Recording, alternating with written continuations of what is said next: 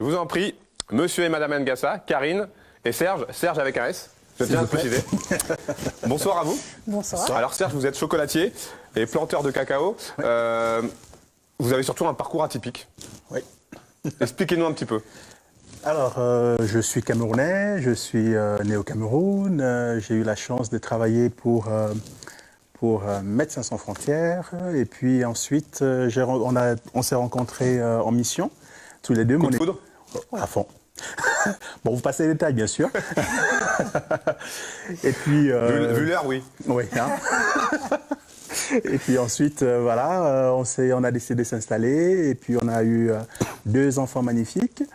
Et voilà, de fil en aiguille, on a dit on voulait monter quelque chose, on voulait mettre quelque chose en place en Afrique, apporter du travail aux gens. Et puis voilà, l'idée nous est venue comme ça, en se disant qu'est-ce qu'on peut créer pour faire du développement durable, mais en même temps en créant des emplois directement sur place.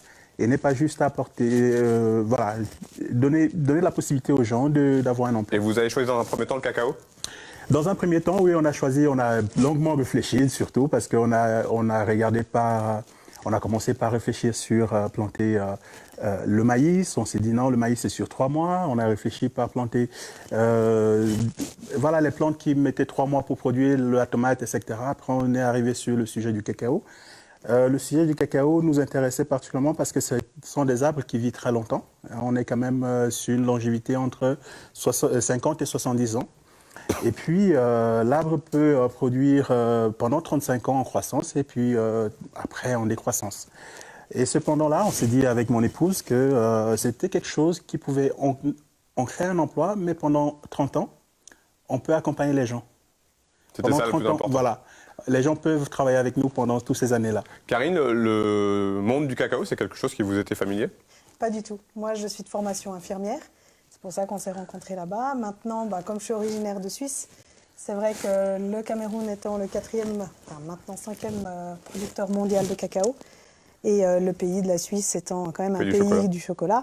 Vous avez choisi de mixer. Ça allait assez bien avec notre histoire, en fait. Donc... C'est en 2014 que votre vie et votre carrière a pris un nouveau virage. Vous avez décidé de transformer le cacao pour devenir chocolatier. Comment se passe cette aventure ? Que j'imagine que c'est une vraie aventure ? C'est une vraie aventure. En fait, voilà, après tout ce qu'on avait mis en place sur le terrain là-bas, on a essayé de vendre nos fèves sur le marché international. Ça a été beaucoup plus compliqué que ce qu'on avait imaginé. Du coup, des amis nous ont proposé d'essayer de changer les fèves en chocolat. On a essayé dans le coin de notre cuisine, comme ça, avec nos appareils ménagers habituels.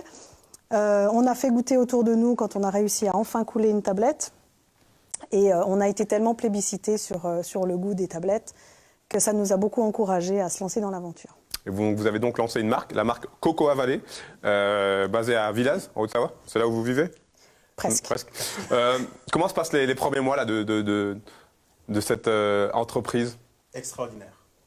Extraordinaire. Et puis, extraordinaire parce qu'on ne s'attendait pas à ça. On s'était dit, on va se donner 6 mois, on va se donner 1 année. Mais le concours des grands chefs, que ce soit italiens, que ce soit français, qui apprécient particulièrement notre produit, qui le mettent aussi généreusement bien en avant. Donc c'est vraiment eux qui nous donnent ce coup de pouce qui nous permet vraiment d'évoluer rapidement. Donc merci à tous ceux-là. C'est quoi la touche, la marque de fabrique de Cocoa Valley ? C'est quoi la différence avec les autres marques ? Alors, la différence avec notre marque, c'est que c'est nous, quoi.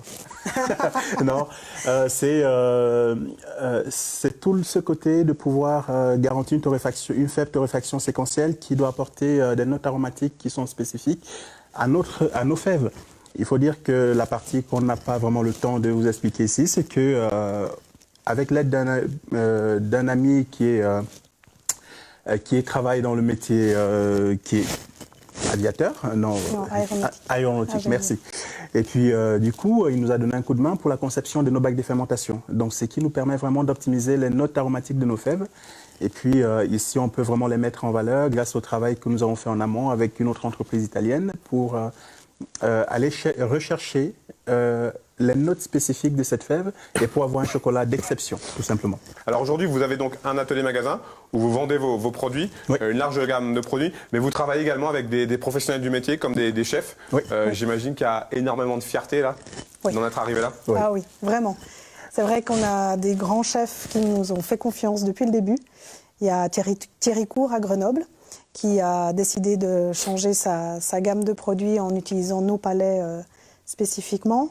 Il y a Éric Favre à Machilly aussi, qui est un grand cuisinier de renom, qui lui aussi a demandé. Alors l'avantage qu'on a pour ces professionnels, c'est qu'on peut vraiment leur faire un chocolat à leur nom. C'est-à-dire qu'ils viennent à l'atelier et ils choisissent avec nous la durée, la température de torréfaction, la recette elle-même qu'ils veulent mettre pour leur chocolat. Donc on peut vraiment leur faire une signature personnalisée.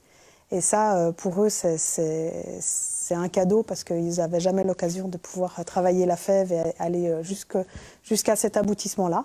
Et pour nous, c'est une excellente manière de sublimer nos fèves et notre produit et de remercier tout le travail qui a été fait sur les plantations par toute notre équipe qui est sur place. On a quand même 23 employés là-bas qui travaillent depuis maintenant 7 ans avec nous et qui nous ont fait confiance depuis le début. Et c'est vrai qu'ils se donnent énormément de peine pour arriver à ce résultat. Et grâce à toutes les personnes ici, on arrive à faire quelque chose de magnifique.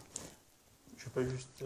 Vous pouvez ajouter quelque Voilà, chose. Je sens que vous trépignez là. Ouais. Non, mais voilà, c'était juste pour compléter un peu sur le sujet, pour remercier aussi Frédéric Pellier Oui. Cuy, qui maintenant, Cocoa Valley fait une signature spécifiquement pour lui. Et puis, c'est vraiment des échanges assez constructifs qui nous arrivent. Et puis Eric Chalamel, ou bien... Eric Prodowski. Voilà, Prodowski. Eric Prodowski des 13 hommes. Oui, Des 13 hommes l'hôtel des 13 Annecy, voilà. Toutes ces personnes-là qui aujourd'hui mettent Cocoa Valley en avant, qui subliment les desserts incroyables que vous pouvez aujourd'hui les déguster dans tous ces endroits-là, en Haute-Savoie et en Savoie. Merci beaucoup en tout cas. Bravo Merci à pour ce vous. que vous faites. Merci à vous. Merci. À très bientôt. Et longue vie à Cocoa Valley.